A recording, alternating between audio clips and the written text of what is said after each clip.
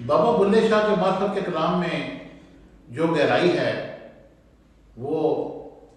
हर एक के समझ में आ जाती है बड़े आसानी के साथ, जैसे पंजाबी आती हो, और वो उसी की गहराई से